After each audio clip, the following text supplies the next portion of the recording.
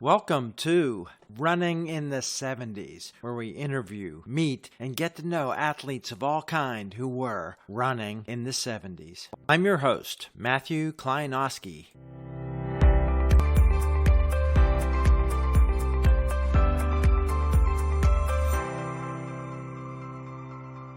This is a tough guy to introduce. Let's just say in the first two Olympics of the 1960s, the running world was turned upside down. Arthur Lydiard showed up with a group of local runners from New Zealand that were relatively unknown and changed so many people's view of running. And someone who has achieved mastery level of the Lydiard system and coaching. Today, someone who knows just about everybody in running, has great stories, has been all over the world. Meet today, Buya Hashizume. Nobby, how'd I do in your name? Yeah, that's not bad at all. Yeah, Nobby's much better. Let's talk about what's going on with you. Personally, you just had surgery and you're embarking on this new organization. How's the recovery going and how are you dealing with that? And then your new international running organization, how will it be different in operations from what you've been working on the Lydiard Training Academy? My surgery is going very slow. It's frustratingly slow, but I trying to remind myself that recovery is slower if you're older. And also apparently Anne O'Dane, you just interviewed her. She had, I guess, the same kind of surgery, of course, younger time. But she said, "Oh, you'll be running freely no time after 8 weeks." And I got 8 weeks. It's only been 3.5 weeks. I guess I got to be patient. Interestingly, when I do trotting action, it doesn't hurt. When I walk, it hurts. And yeah, I'm sure it's the angle or something. My wife hates it when I'm trotting along the kitchen and I go, "This is not a running track. Why are you trotting in the kitchen?" I guess I just have to live with it. It's frustrating in a sense that I had a pain. That's why I had a surgery. And after surgery, I still have a pain. Is it different pain? Is it going to go away? It's a little unnerving, but I guess we just have to wait and see. Now, National Running Academy, in a way, as you might have noticed, I'm just a big running fan. I just classified myself as a big fan of sport of running. And in a way, the name Lydiard restricted me. That I always felt I had a privilege to meet Bob Schull, a really nice guy once again.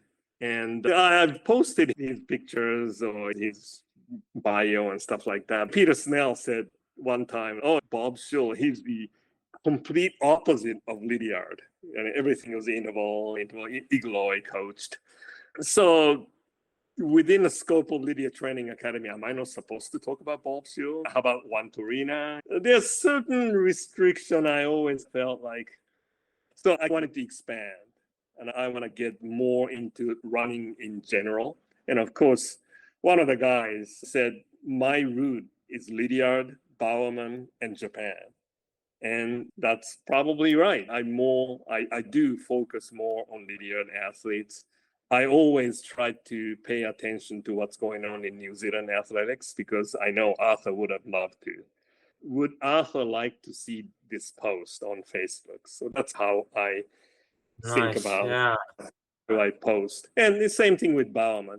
Now, Bowerman, I noticed, it's been taking forever, but I've been reading Phil Knight's Shoe Dog. And again, I talk to people like Jack Welch, and there's a lot of negativity, and unfortunately, maybe rightfully so, toward Nike. They became McDonald's and Coca-Cola of shoe industry. Yeah. There's some bullying and wrong decision and stuff like that. But at the same time, coming from 70s and running in the 80s, I really believe that without Nike, running would have been very different today. Nike was probably the only company back in the 70s, maybe Onitsuka Tiger in Japan, but not the global scene. But Nike really put in a lot of time and effort and money into helping athletes and helping sport. Bowerman definitely was right in the middle of it. And, once again, I guess I was one of the lucky individual to have known someone like Bowerman in person.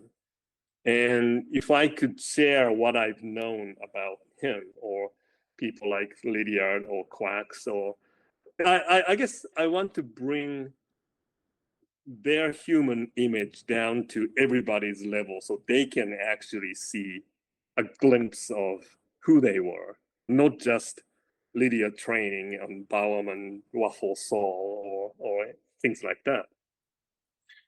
Yeah, exactly. I think that's what's really fascinating to talk with you about, because you relate to these people, as I can see in your mind as you're thinking back to all the many interactions with them and how you think about them and trying to say it in just a few words to represent them.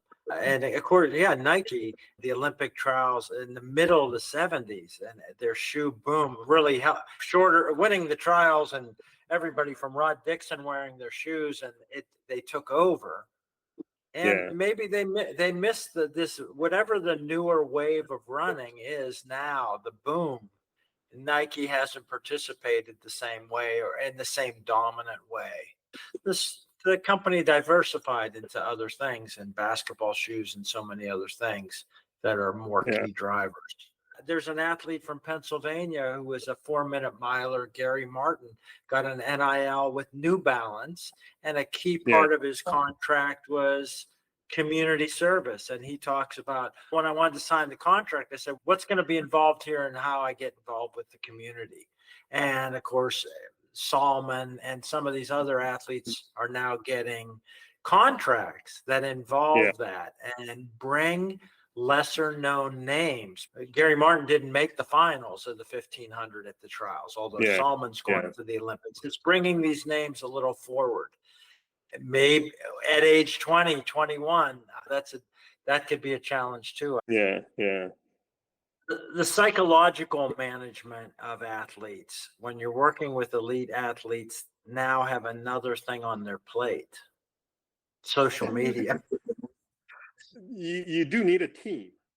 You definitely, it is very frustrating to me knowing what I know about Japanese system. It's very different, and mentality is very different too.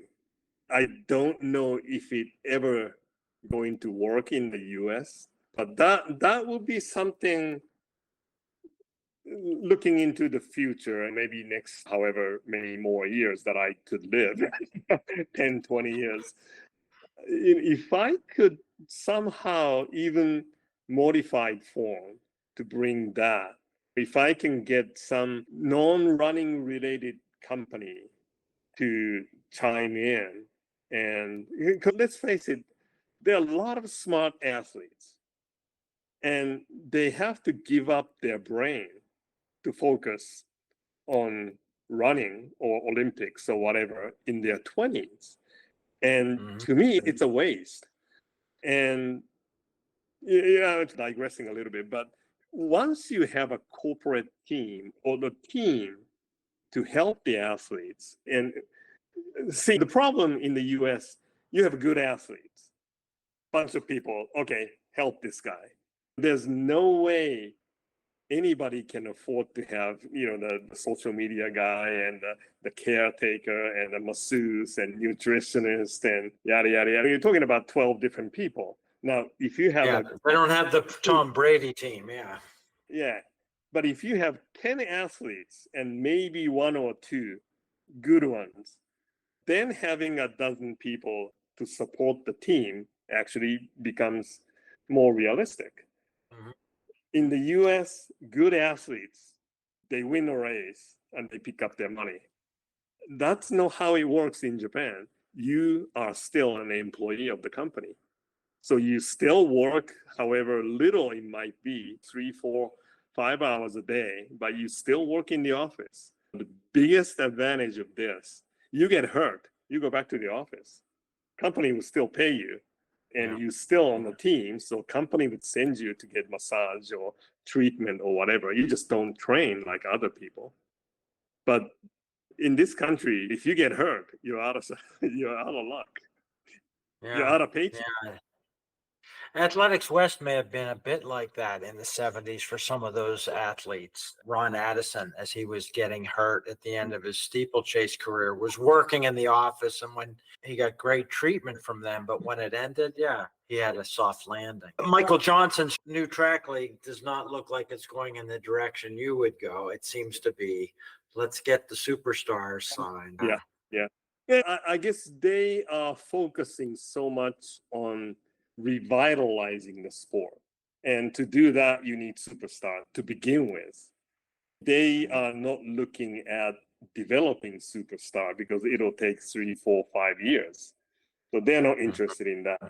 They just pick already good ones. And unfortunately, that's how they were treated. Michael Johnson, Carl Lewis, whoever. Those guys were good.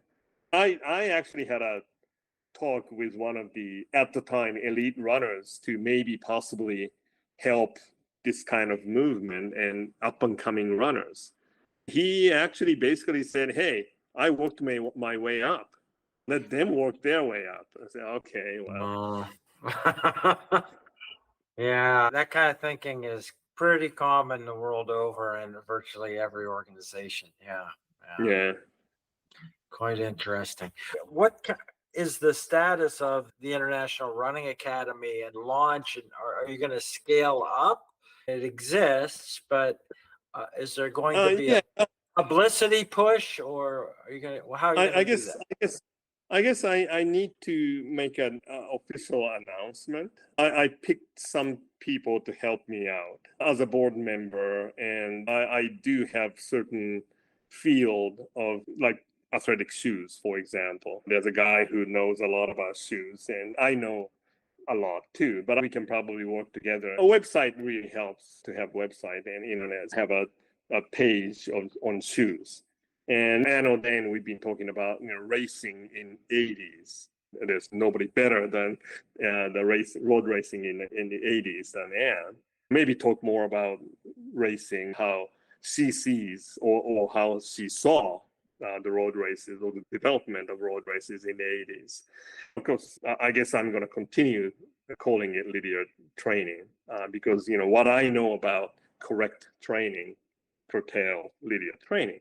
But once again, we try to make it in the form of coaching certificate. There's no point of talking about any training without talking about delivery. I've already put together the coaching for coaches. I just need to pick the date. I'm still thinking about it. Zoom is great, but I guess I'm old fashioned. I still want to go to places and have the weekend to do the whole shebang. And it might be a little challenging because I have a loud voice. And after about 2 days, my voice gets really scratchy. There are quite a few different presentations that I've already put together during the COVID time. History of training, coaching, high school training, and shoes and form. And I'm trying to recruit people to talk about nutrition and physiology because I'm not qualified to talk about those things. I put it all together as a whole packet. Just try to focus more on education. Hopefully, if we start getting funding, I do want to start some sort of scholarship. I've talked to my friend down in New Zealand too, but when you look at athletes that Lydia dealt with, Peter Snell, of course, is the all-around athletes. Marie Halberg would be somebody who overcome the adverse condition. Bill Bailey is the versatile athletes. Try to create some scholarship after all these names and say you won the Bill Bailey Award because you're versatile. Something like that. I mean, we're going to talk more about, with the board, how we structure it. Not necessarily old timers, but I just want to bring those back in the days back and say, hey, we had group of runners like these, and we want to keep their name and honor them. And God forbid, if it becomes big enough, maybe we'll do something about, who knows, Bob Sewell or somebody completely off the wall from Lydiard. And, everybody knows I'm the Lydiard guy. But Yeah. just switching it to International Running Academy, I think it just opens up for me to talk more about just Lydiard. Is there a new version of the Running Wizard that is a tool for your organization then? The Running Wizard is pretty much a Lydiard. Yeah, and I need funding for this, but I've already thought about and I put together the formula ready. It just needs to be worked on. But the Running Wizard is just a plan here and another plan here. And I have the filler.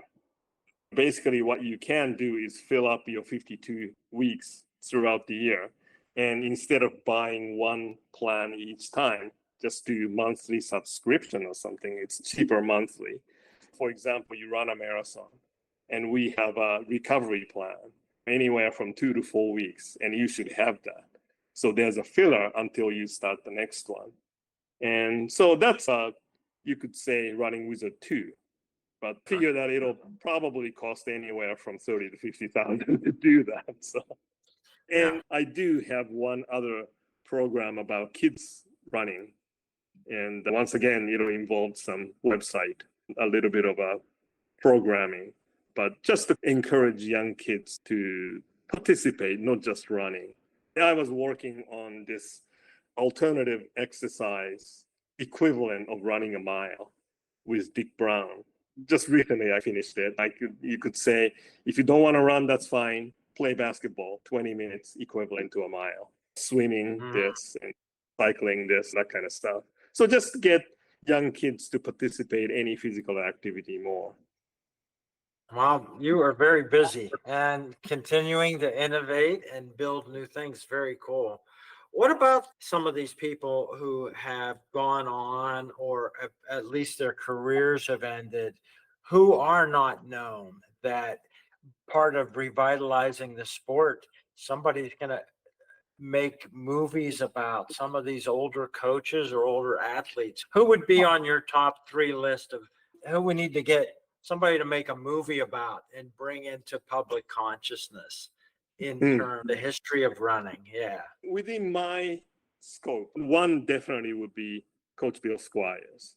Not too many people seem to talk about it. There are a handful of people, Boston area, of course, they talk about it. But he was one of those guys. Whenever I think about coaching being carrying the athletes, he was one of those people who would give up his bed for his runners and he would be sleeping on a couch. That's the kind of guy he was. And innovative, very smart, energetic, and once again, just very nice guy, generous, nice guy. He was a brilliant coach. Anybody he coached, you ask Greg Meyer, Bob Hodge, Bill Rogers, they would agree with me. He was a brilliant coach. But once again, when you look at Bowerman, Lydiard,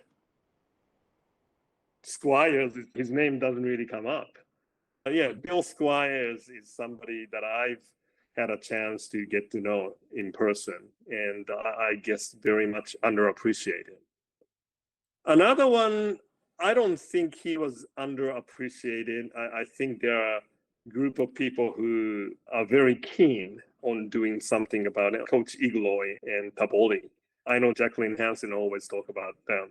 Another one, once again, complete opposite of Lydiard. But they were, as an athlete as well, but brilliant people. I got to learn a little bit, really scratching the surface, but when I put together a history of training.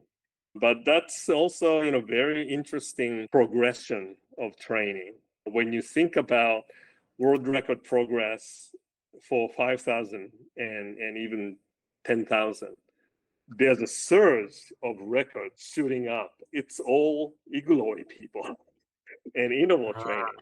When you look at it, Lydia training didn't do much to shift the world record. His runners won gold medals, and his training was innovative, and revolutionary even. But in terms of world record progress, it didn't do much at all. But it's all Igloy and Taboli. So, yeah. Did you know Joe Vigil? I did, yeah. I did know him, yes. he would recognize me. Okay. Yeah, when I brought Arthur to Runners World Party in 2004 at the New York City Marathon, Dina, she received some award. And Joe Vigil, he went up on the stage because Dina was running, so she didn't attend the party. I brought Arthur, but nobody paid attention, actually. Runners were old, and Arthur was sitting in the corner, and he was old and stuff. But Joe Vigil went up on the stage, and he said, I just want to honor Arthur Lydiard sitting in the corner. Once again, really nice guy. He understands where the respect is due. So I really appreciated his job. No, he's one person that I should know more about and I should learn more about, but I don't. I put together the coach's presentation, and there's one page I did put Joe Vigil's picture and his success, but how he coached. All I know is he's very knowledgeable and very methodical. And other than that, I don't know enough about his training, and I should. He's listed as a Lydiard Oh, disciple, yeah. right? Of Yeah, course. yeah. So, yeah. Once again, that's how I got to know him. When he found out that I'm a Lydiard guy, he was like, "Oh, Nobby," this and that. So, yeah, no, Barbara Bowerman, after Bill passed away, I kept in touch with her. And she always tells me, "Oh, Nobby always bring circle of friends through running." Every time she says that, I feel like, yeah, circle of friends through Lydiard, because I drop Lydiard name and people just recognize. So Yeah. I'll probably cut this off too. I'm trying to remember how much she shows up in the Shoe Dog book. Not very much. Is there a couple mentions of Mrs. Bowerman? And I don't think there is too much. no much, I don't think, as far as Yeah. I'm still having to I'm a slow reader. Your social media presence contributes to keeping alive and maybe expanding that circle of runners. It seems like you're a hub of commentary, and you're a reliable, non-controversial source of information and concise analysis of what's going on. You know, I'm not sure if it's a compliment. I guess the thing is, when I post something, and of course, when I was carrying Lydiard, I don't want to make some off the wall accusation on some athletes. And people think, oh, don't go to Lydiard because he always talks about this hoax or whatever. So I try to be careful. Not that I'm not going to be careful now, I'm doing International Running Academy, but probably even more so that I don't want to raise non-proven yet accusation. So I try to be somewhat politically correct. And I'm not sure if I like that. Once again, I think of Lydiard and I think of someone like Pre. It was very controversial and he named names. And why not? And it is hard, especially nowadays with a lot of question mark. And in a way, you might guess because there are certain athletes that I don't mention as much. Yeah, we have to infer. Yeah, there's it's because I don't want to go, whoa, world record, great. I don't know. Okay, so people can do a little bit of mind reading by looking for what's reading not between there. Yeah, people like Jack Welch are sometimes a little bit less restrained. And they're filling in the gaps. Yeah. I certainly talk to certain individuals behind the scene. Yeah, well, I don't know. But I try not to post those things. I don't check other posts as much. If now running International Running Academy Facebook is a hub, that's I feel very happy because I don't care or I don't check how other people are reacting to it. I just like to post. And like I said, quite often I go, would Arthur like this post? And New Zealand girl made the Olympic team, 1500. Great. Arthur probably would have liked it. Probably more than half of the rest of the world truck running fan wouldn't care. But I thought Arthur would like it. So I posted. Whether people think it's, what are you doing with this? I ranked 30th in the world athletes. But I don't care about how other people see it. I post what I like to post. And I was talking to Linda about, like, everybody talks about please people. And I do feel like now it's International Running Academy people. And would people like to see this post? And I post it. And if people actually enjoy those posts, I feel very lucky. And that's good because I guess in a way, when I was younger, I would have loved to see somebody who would post, oh, Dick Quacks was this kind of person, or Coach Squires said this. And when I went to visit him, he did this. Because, I wouldn't have known anything about their personal level story. And if somebody who never had a chance to meet with Bill Bowerman or Bill Squires, to have a glimpse of, oh, this was who he was, that's cool. Just bringing back the dead to life and have fans out there to have an experience with those people. Absolutely. That's why I certainly enjoy reading what you post. And there are people who will try to take it to an edge, and sometimes you'll do a good job of acknowledging their opinion and then move on. And it doesn't degrade. You do a good job of that. Let me just ask you one that you brought up. In 1972, you saw Frank Shorter on TV win the marathon in Japan. Later, you got to know him and meet him. What happens in your mind when you, over these years, being a super fan of the sport and then becoming friends with and connected to so many of these athletes and people that you saw from afar earlier? My daughter is a vocal performer. She practiced opera, and her teacher was a really well-known opera singer at the Indiana University. And she sang with Pavarotti. That's the level. I always tell her you're lucky to have somebody who you can call hero. And I always feel like Frank Shorter, Bill Rogers, and Dick Quacks, those three were my heroes. Yeah, later I got to know all three of them in person. Frank Shorter, I probably wouldn't call him a friend. I'm still like Mr. Shorter. Yeah. He came to Japan, 5 times and won all marathons, all 5 of them. That was just very impressive. You could say that I somewhat worshipped him at the time. And that was interesting. You mentioned Frank. The first time I met him was at Boston Marathon Expo 2004. And I met Bill through Coach Squires prior to. So 2001, I already knew him. And as he's such a friendly guy, he remembers everybody's name. And you have to have someone there to limit your visit him like 15 minutes and move on. Otherwise, he's going to continue talking with you at the personal level. Now, you might know Frank is the complete opposite. What's your name? Okay, sign, take a picture, next. You don't even need a minute. Boom, boom, done. But because of my background, like I just told you, when I saw him at the expo, I felt compelled to at least thank him for inspiring me to running. And now circles coming back, and now I'm bringing Arthur Lydia to the US for the lecture tour, and it was 2004. So I was preparing for it, and I felt compelled to actually thank him. So I went up there, and there's a long line, but like I said, oh, this moves pretty fast.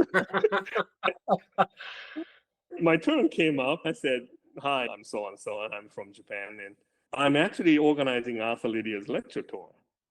And he stopped and he looked at me and he said, Arthur Lydia, that's the name I haven't heard for a long time. And how is he doing? He's slowing down, his knees bothering him. But he's coming to the US and I'm organizing his tour. And he actually listened and he said, "Oh, that's great, great, you're doing this." And I said, "Is it okay? I take a picture." It's one of those disposable camera back then, 2004. I took a picture and he said, "Wait, I think I closed my eyes. Let's do it again." And he came out from the booth and we just stood together and took. So I took in all maybe 2 minutes instead of one. but that was the first time I met him, and I was actually moved that he really spent a little extra time talking with me about Lydiard. That was a good encounter. Actually, prior to that, I saw him in Japan, 1985 Hiroshima World Championships. But I'm going. Yeah, I couldn't even say hi to him. that's great. That's a good story. That's another neat. You've got so many of these. I imagine you'll be sharing the stories like these in between things you talk about on tour when you're promoting IRA events. Yeah, yeah, yeah. I know Frank sometimes gets a little.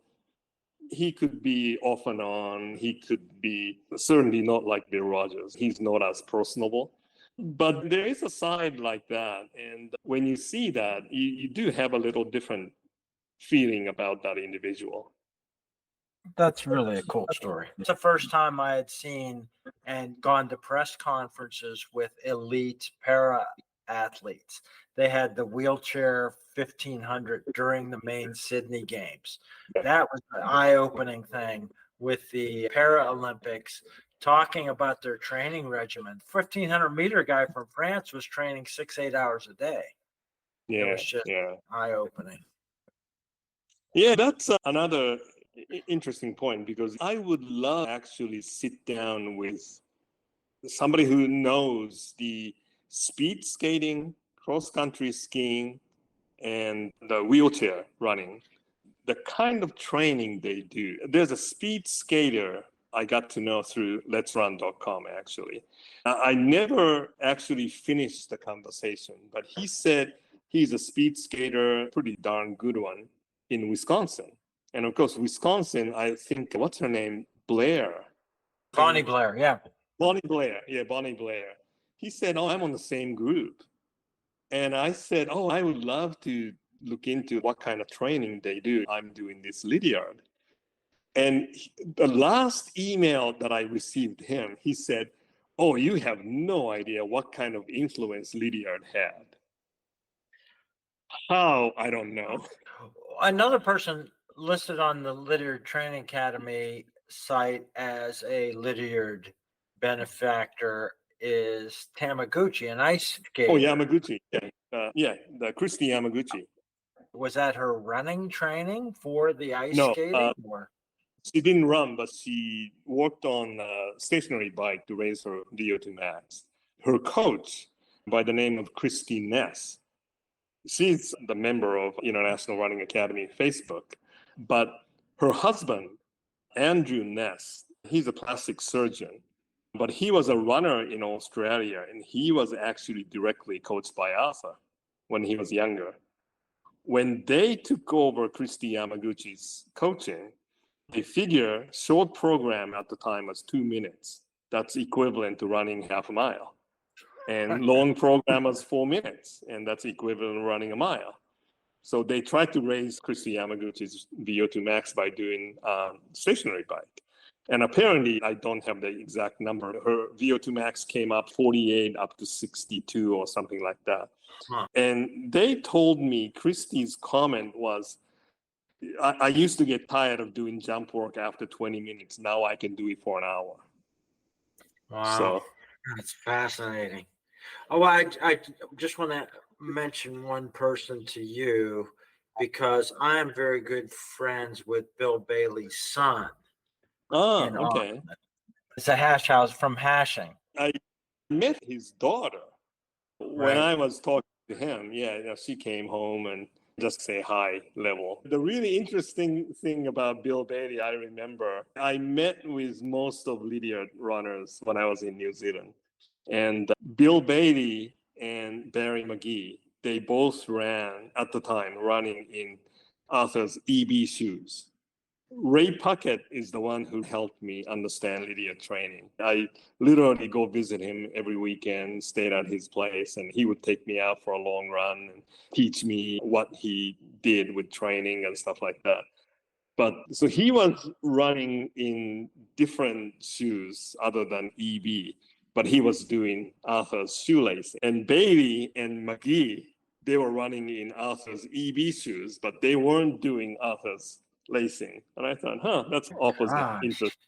But Bill Bailey never untied his shoes. He just slipped it on and just got his heel in.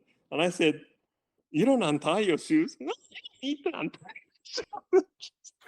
Never untied his shoes. It's so fun to talk with you, Nobby. You're very generous with your time. You contribute through social media, keeping a great attitude and a lot of information, positivity as a hub. And good luck with the International Running Academy. I'm sure you're going to attract a lot of people and impact on this coming generation in great ways. I don't mean to sound like an old fart just looking back in the past. But in a way, people always talk about the problem with Boston Marathon is it's always some Kenyan come out and winning it. And there's no Bill Rogers, the hero. I think in a way the sports need something like that.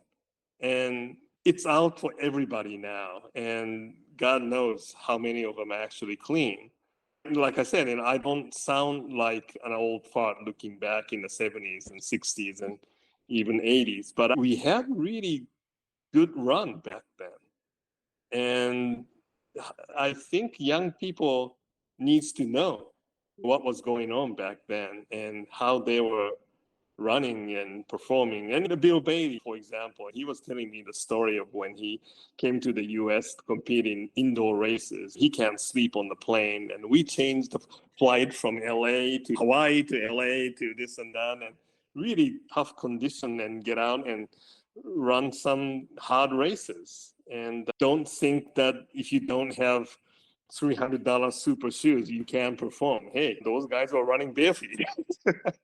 Yeah, again, someone I want to get to just because of the subject matter here is to try to track down Mary Decker.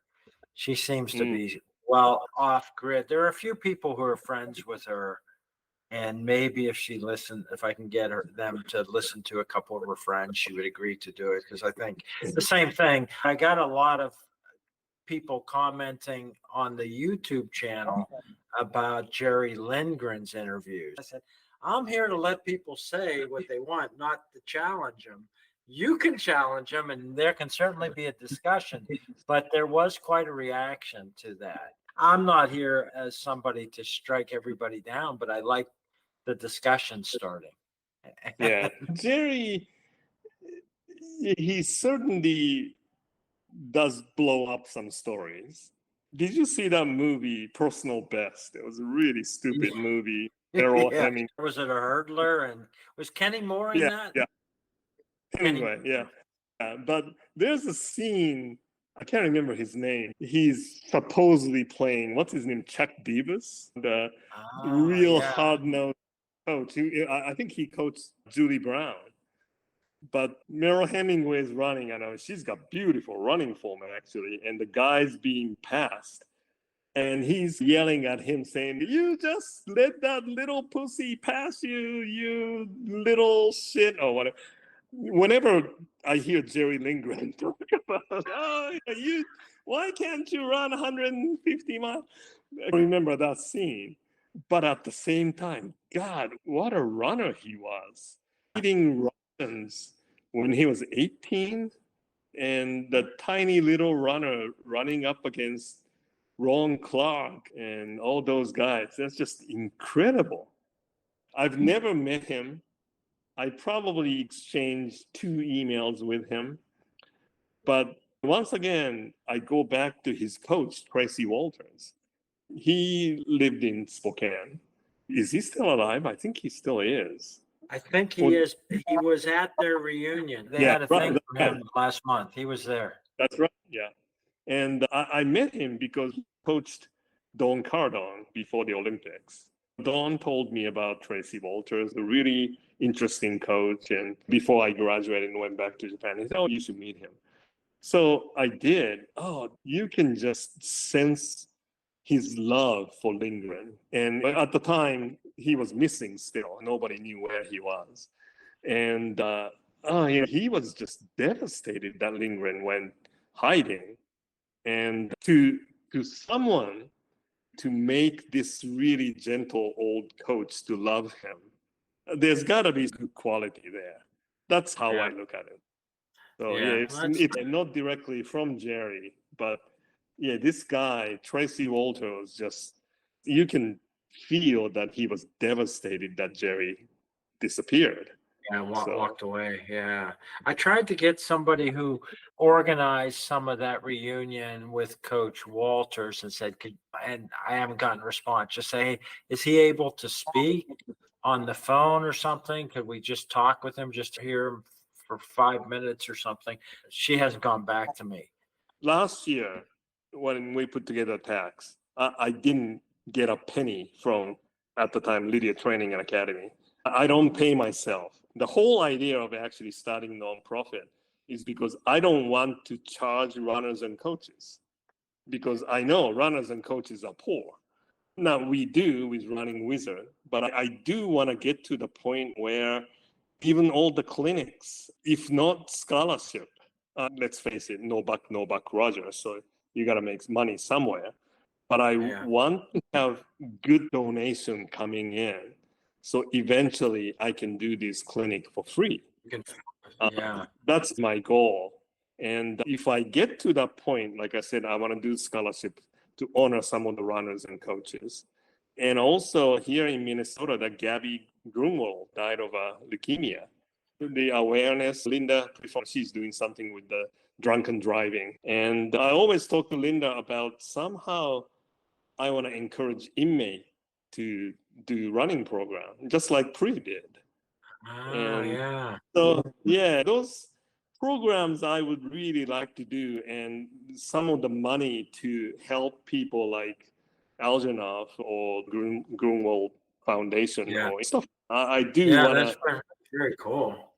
yeah, if I raise enough awareness, so to speak, of what I'm doing, and hopefully get somebody like Inventor Breeze to help me out financially, then I can really open up and offer what I do to runners and coaches for free. Yeah, in a little while, maybe some of these people that are looking to spend their billions on things will say, oh, that's something, especially with personally, I don't know you well enough to say, I think a CEO of a 501c does need a salary, at least something. I had a friend who got involved in orphanages in India, and it took a long time for her to take money, but it's good that you don't have, it doesn't deter you from the effort you can put in. So that's okay. I want to set this up at this point purely out of my love for the sport. If I can pick up a few bucks here and there so I can take my wife out for dinner, that would be nice. So, Yeah, hopefully one of these mega donors will come out of the woodwork. Maybe, yeah, I'll tell you, I actually know somebody yeah, shoot me that. who's got not a huge amount of money, but a lot of money, and he wants to do something. And I'm going to talk to him about it. Yeah, it's a runner. The thing is, I have to prove myself that I'm doing a good Yeah, job. yeah, And right now, the website and Facebook is a mean to actually prove that I know a thing or two about running. you do have a lot of respect among all the running community, but it's got to always get broadened. And this isn't just for runners, maybe even. Yeah. Yeah. People that are career runners. Yeah, it's for new people. Well, the kids program, and the people always love to donate money for kids. And that's a motivation to start out. Of course, that's not the reason why I'm thinking about kids program, but something to do with kids staying healthy and active. I'll tell you, if you don't mind me not to No, no. digress. There's a group, it's government-funded group in Twin Cities one time about kids' health. I met with them, hopefully maybe we can collaborate or something. And the guy said, oh, we don't do any activities. You guys do the activity. We support people like you. And I said, okay, sounds good. And I said, how can you support me? And he said, oh, we can just give you some goodies from our sponsor so you can hand it out to your participants. And I said, who's your supporter? Pepsi Cola. Jeez. Oh, that'll help for kids' health. Yeah, give them sugar. Wow. What I didn't know, because I was overseas, I met the Grandma's Marathon. It was interesting. Somebody in New York mentioned reading Ron Dawes' book, and he never met him. I don't know. Ron Dawes died early. This guy never met him. But how's that marathon doing? Is Grandma still running? Grandma's doing great. Yeah, Grandma, they just had it last month.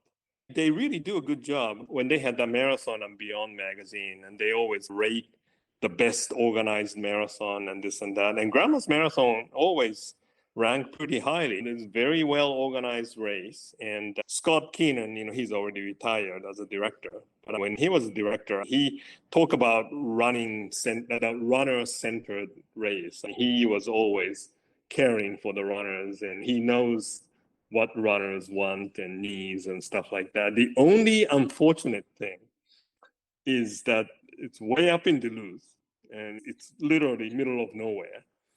The little town itself doesn't have much to offer. So they jack up the hotel price. Last year, I had 3 or 4 runners from St. Louis, my buddy coaches. They were coming to run, so I wanted to go. And I checked the hotel price, and they always ask for minimum 2 nights because it's over the weekend. $800 a night. Yeah. Wow. And the cheapest I found was actually way down by Twin Cities, and it's $350. And I would have to get up 3 o'clock in the morning to drive 2 hours anyway. So I actually got up 2 o'clock in the morning and drove up. It's only 3 hours. I drove up, watched the race, drove back on the same day. But the Grandma's Marathon is doing well, and Ron Dawes is an interesting story because he passed away when it was 1992 Barcelona Olympic year. I moved here to Minnesota in 1991. I wrote to him. I got his address, and I can't remember how I got it, but I wrote to him. And his wife later told me she doesn't recall ever receiving that letter, so it was probably got lost somewhere. Otherwise, she said he would have responded back to me. But I knew he was in Twin Cities, and now I'm in the Twin Cities, and it's one of those things. Oh, I can meet him any day. Next year he died, so I never had a chance. But I became very close friends with Steve Hogue because in a way I couldn't meet with Ron Dawes, so next in line was Steve. So I went to his and I asked his autograph in Ron Dawes' Self-Made Olympian, but Steve got really embarrassed, and I said, "Oh, why do I have to sign?" So I never got it, but we became very close. In fact, Steve served as the board member for Five Circles for a number of years. So. Very cool. Good luck with everything. Hope the healing keeps up. 8 weeks is not that far away. Yeah, hope so too. I need to post an update on Facebook, which I've read, but I should. Thank you very much for your time and for doing this. This will help encourage some other people. And Jackie Hansen, I've interviewed, but I just haven't published yet. It's coming in a couple of weeks. She seems like a really nice person. Well, she is so cool. Yeah, she is so cool. Yeah, I really like her, and what a story she has. I think they need to make a movie about her and her coach. Yeah, Laszlo Tabori. Anyhow, thank you very much for your time. Coach Squires, he said, "Oh, I should write a book, Gossip of Track and Field." Yeah, that's what I thought Bob Hodge was doing with his book. I went to visit Jeff Johnson before Arthur passed away. So it must have been 2002, 2003. Because Jeff Johnson was the first person that actually called me when he found out that Arthur passed away. It was at night. Next morning, he called me, and I thought, God, what a nice guy. Interesting thing, his house, he's got 70 acre in New Hampshire, and his address, I can't remember the number, but it's on Poverty Road. That's great. But anyway, I said to Dick, I said, oh, I'm going to see Jeff Johnson. And he goes, oh, Jeff, tell Jeff that it wasn't me who trashed the hotel room. That's great. Great. The Athletics West days. Very funny. Very cool. All right, I'll let you go, Nobby. Thank you very much for your Yeah, we time. can go on. So, yeah. Maybe a year from now, with the progress with RA, we can do an update and some more stories. Sounds Thank good. you. Deal. All right. All Thank right. you. Keep in Bye-bye. touch. Yeah, thanks. I hope you enjoyed another episode of Running in the 70s. Voices, stories, and memories of athletes who were running in the 70s. Until next time, wherever you are, keep looking forward and don't forget to look back.